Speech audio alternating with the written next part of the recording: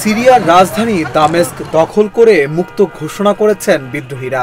আজ রবিবার তারা দামেস্ক দখল করে প্রেসিডেন্ট বাশার আল আসাদ সরকারের পতন ঘোষণা দিয়েছে। কাতার ভিত্তিক সংবাদ মাধ্যম আল জাজিরার প্রতিবেদনে এ তথ্য জানানো হয়েছে।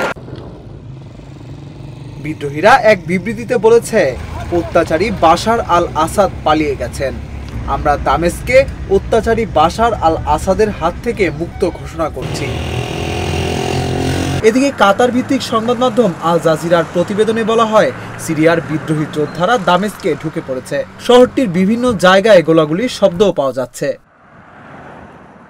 বিদ্রোহীদের তোপের মুখে দেশ ছেড়ে ইরাক পালাচ্ছে সিরিয়ার প্রেসিডেন্ট বাশার আল আসাদের সেনাবাহিনী। ইরাকের আনবার মিডিয়া সেন্টার এ সংক্রান্ত একটি ভিডিও সামাজিক যোগাযোগ মাধ্যমে পোস্ট করেছে। তাতে দেখা যায় সিরিয়ার হাজার হাজার সেনা ইরাকে প্রবেশ করছে।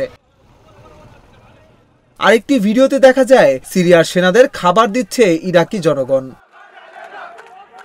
জাতিসংঘের সিরিয়া বিষয়ক বিশেষ দূত গেয়ার পেডারসন দেশটিকে শান্ত থাকার আহ্বান জানিয়েছে।